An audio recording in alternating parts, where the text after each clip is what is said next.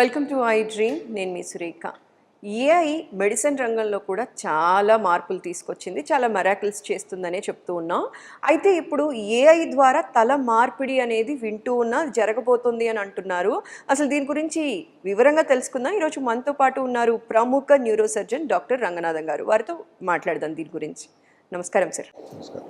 Sir, medical ఫీల్డ్లో AI, robotics ఇవి magic చేస్తోంది అనేది అందరికీ తెలిసిందే. ఇటు పేషెంట్స్ కానీ డాక్టర్స్ కానీ ఇద్దరు ఇష్టపడుతున్నారు, అది కంటిన్యూ అవుతూ ఉంది సార్.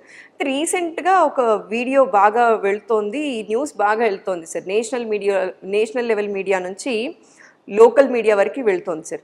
ఏంటి అంటే తల మార్పిడి జరుగుతోంది అంటున్నారు సార్. ఏంటి సార్ అసలు ఇది? Is it possible sir? ఇప్పుడు తల మార్పిడి ఆర్టిఫిషియల్ ఇంటెలిజెన్స్ ద్వారా, హ్యూమన్ ఇంజనీరింగు, అదే కాకుండా మెడికల్ న్యూరో సైన్సెస్ విప్లవం అన్నది ఇంతమంది మాట్లాడుతున్నారే. ఎందుకంటే మన పురాణాలని ఎప్పుడో చెప్పుకున్నాయి.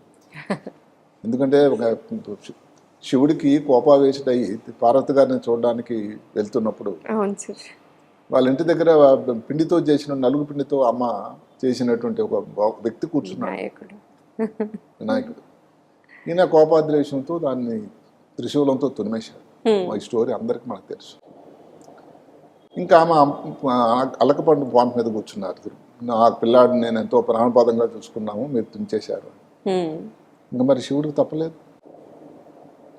సో అందుకని ఏం చేశారంటే, ఉత్తరంగా ఎవరైతే తలబెట్టి ఎవరైనా పడుకుంటే ఆ తల తీసుకురండి అని భటులను పంపించాడు శివుడు.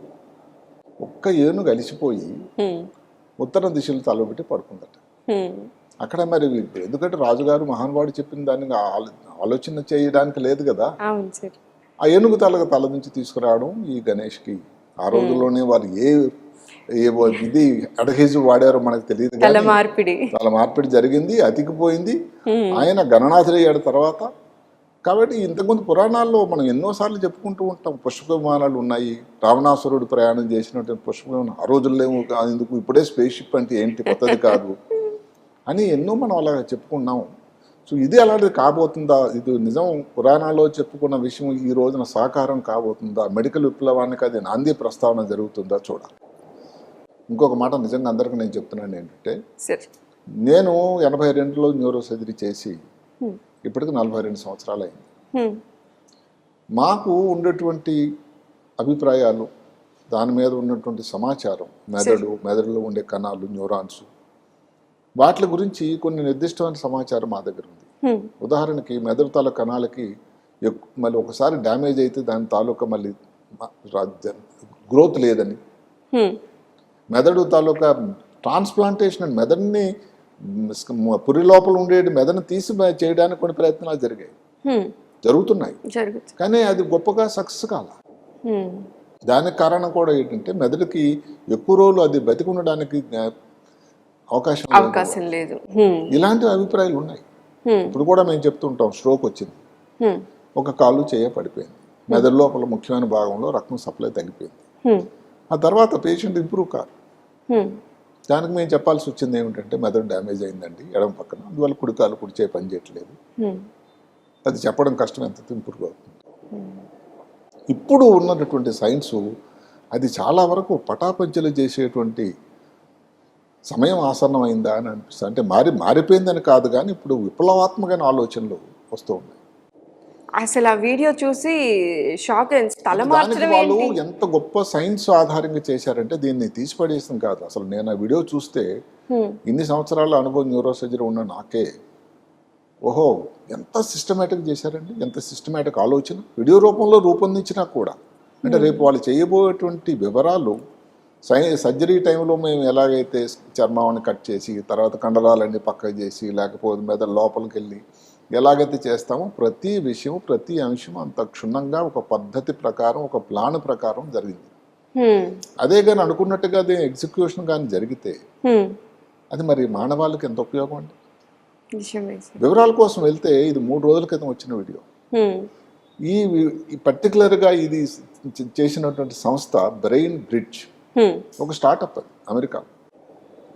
న్యూరాల్ లింక్ అని మనం ఇంతకుముందు మన ఛానల్లో కూడా వీడియో చేసుకున్నాను. బ్రెయిన్లో చిప్ పెట్టారు జనవరి. అసలు 2024 సంవత్సరం మెదడు దాని తాలూకా రోగాలకి ఇబ్బందులకి విప్లవాత్మకమైన సంవత్సరంగా రాబోతుందా నాకు అనిపిస్తుంది. జనవరిలో న్యూరాలింక్ మాట్లాడినప్పుడు చాలామంది నేసేయర్స్ అని ఉంటారు ప్రతిదానికి. లేదండి ఇది ఎక్కడ జరుగుద్దండి. ఓకే. మరి ఆ ఎలాన్ మస్క్ అనే వ్యక్తి మరి తయారు చేశారు. ఆ వ్యక్తి మొన్న కొన్ని రోజుల క్రితం ఆ వ్యక్తితో డైరెక్ట్గా వీడియో రూపంలో మాట్లాడించడం, నేను చేతులు వాడగలుగుతుంది. మధ్యలో ఇబ్బందులు వచ్చాయి సుమా. ఇవన్నీ సైన్స్ ప్రయోగాలు. సైన్స్ ఫిక్షన్ అన్న మాట పోతూ పోతూ సైన్స్ నిజం కాబోతుంది అనేటువంటి సమయం ఆసన్నమైంది. ఓకే. ఈ బ్రెయిన్ బ్రిడ్జ్ కూడా వ్యక్తి ఎవరు 34 సంవత్సరాలకు పూర్తి కాలేదండి. ఏమేనని ఒక చాలా వెనుకబడిన దేశం. ఎప్పుడు యుద్ధమే అక్కడ అసలు ఆరంభ మాట్లాడతారు వాళ్ళు. అలాంటి వ్యక్తి ఈ రోజున ఈ బ్రెయిన్ బ్రిడ్జ్ది అది రూపొందించడానికి రూపకర్త అయ్యాడంటే ఎంత కష్టం చేసి ఉండాలి. ఇది నిజంగా అందరికీ ఒక ముందు ముందు స్ఫూర్తిదాయకం అవుతుంది. అదేగా నిజమైతే.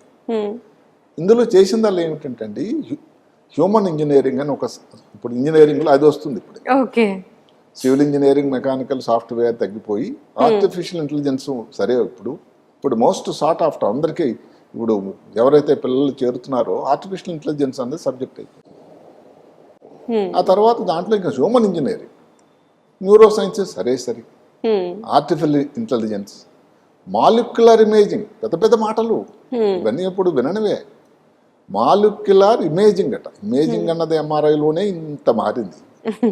ఇందులో మాలిక్యులర్ ఇమేజింగ్, ఇలాంటి మేలు కలయికతో ఇది మేము చేస్తాము అని ఈ వ్యక్తి ఒక వీడియో పెట్టడం జరిగింది.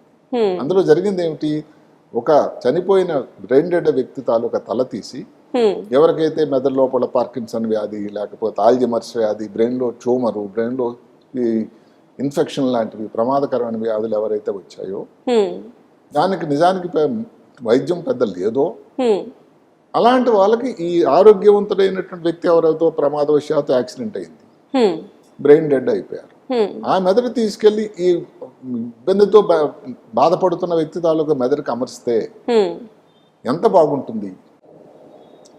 వినడానికి ఎలాగైతే చాలా శరీరం గగుర్పాటు అవుతుందో చూడడానికి కూడా అలాగే ఉంటుంది. అయితే ఆ ప్లాన్ ఇందాక చెప్పినట్టుగా ఎలా ఉంది, దానికి ఒక పద్ధతి, రెండు సైమిల్టేనియస్గా ఒక చోట జరుగుతూ ఉండాలి. రెండింటి సర్జికల్ రోబోస్, బాగా వెల్ ట్రైన్డ్ సర్జికల్ రోబోస్ పనిచేస్తాయి. ఒక తల తీసి అక్కడి నుంచి పెట్టడం, తీసేటప్పుడు అన్ని చక్కగా చర్మం నుంచి కండరాలు, రక్తనాళాలు ఉంటాయి, కెరటిడ్ ఆర్టరీస్ అని, లోపల వెర్టిబుల్ ఆర్టరీస్ అని, లేకపోతే జూగులర్ వీన్స్ అని రక్తం సప్లై చేసేటువంటి చెడు రక్తం తీసుకెళ్లేవి, మంచి రక్తం తీసుకెళ్ళి వీటన్నింటిని నెమ్మదిగా విడదీసి ఈ ఎవరైతే బ్రెయిన్ డెడ్ వ్యక్తి తాలూకా రక్తనాళాన్ని తీసుకెళ్లి అక్కడ పెట్టడం. అక్కడతో అయిపోతుందా? కాదు. ఇప్పుడు వెళ్ళిన తర్వాత కానీ కొన్ని నాలుగు టైం పడుతుంది కదా అతుక్కోవడానికి, డ్యామేజ్ అయిపోతుందేమో. దానికి ఒక రకమైన ప్లాస్మా తయారు చేయాలట మళ్ళీ. ఆ ప్లాస్మా వాళ్ళది పేటెంటెడ్ ప్లాస్మా, అది దాన్ని ఇంజెక్ట్ చేయాలి రెండు బాడీస్ లోపలికి. అలా ఇంజెక్ట్ చేస్తే రక్తనాళాలు బ్లాక్ కాకుండా ఉంటాయట. ఆ తర్వాత ఈ రెండు తల ఇటు నుంచి మొండెం తీసి అక్కడ మొండెం మీద పెడితే అతుక్కోవాలిగా. దానికోసం ఒక ఫెవికాల్ లాంటిది, ఒక స్పెషల్ పాలిఎథిలిన్ గ్లైకాల్ నుంచి ఒక స్పెషల్ సొల్యూషన్, ఏది అడ్హెసివ్ స్టిక్కర్ లాంటిది అతుక్కుంటుంది.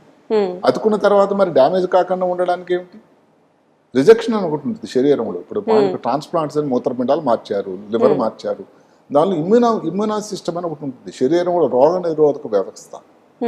ఈ రోగ నిరోధక వ్యవస్థ వ్యక్తికి సహాయం చేయడానికి పోలీస్ మ్యాన్ లాంటిది. ఇప్పుడు కంచే చేను వేస్తే ఏమవుతుంది, కోవిడ్ టైంలో అదే జరిగింది. ఇలాంటి అవయవ మార్పిడి, ఈ తల మార్పిడి జరిగినప్పుడు ఇమ్యూనిటీ సిస్టమ్ నెగిటివ్ గా పనిచేసేటువంటి ప్రమాదం ఉంది. దాన్ని రాకుండా ఉండడానికి ముందు జాగ్రత్తగా కొన్ని మందులు ఇవ్వాలి.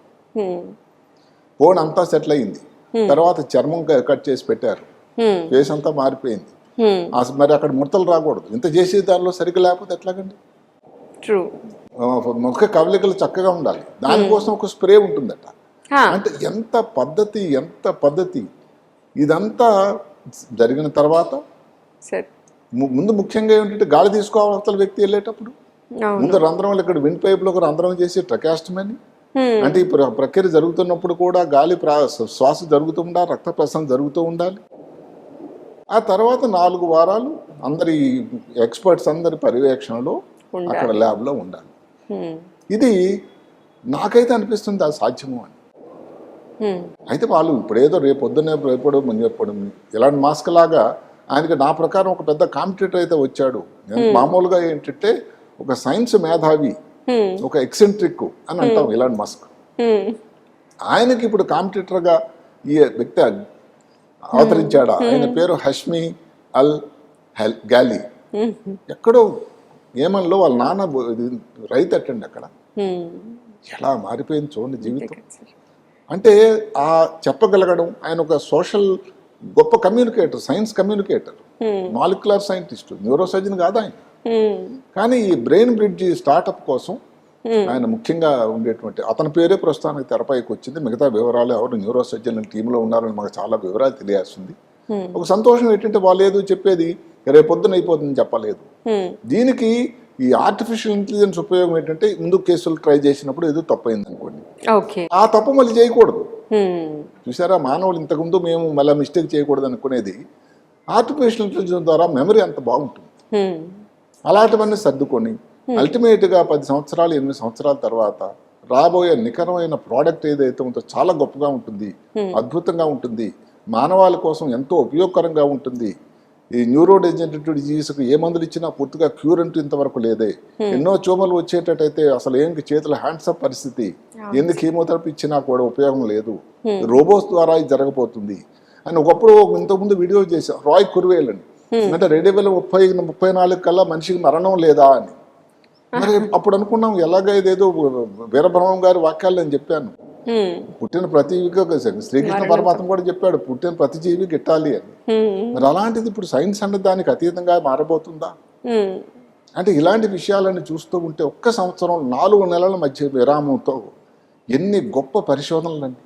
సార్ ఇలాంటివి చూసినప్పుడు ఒక న్యూరో సర్జన్ గా మీకు ఏమనిపిస్తుంది సార్? అంటే చాలా మంచి జరగబోతుంది మనిషికి, మానవాళికి, మెదడుకు సంబంధించి రక్తనాళాలు లేకపోతే వెన్నుపాము యాక్సిడెంట్ అయిపోయిందండి ప్రమాదవశాత్తు, తన తప్పిదమవచ్చు లేకపోయినా కూడా కాలు చేతులు అచేతనం అయిపోయి అసలు వ్యక్తి జీవితాంతం అలాగే ఉండాల్సినటువంటి ఒక 30 సంవత్సరాల యంగ్ ఫెలో ఫ్యామిలీ అంతా వాళ్ళ మీద డిపెండెంట్స్, రోడ్లు ఇప్పుడు 4 lanes 6 lanes రోడ్స్ వచ్చాయి, ప్రమాదాలు ఎక్కువైనాయి.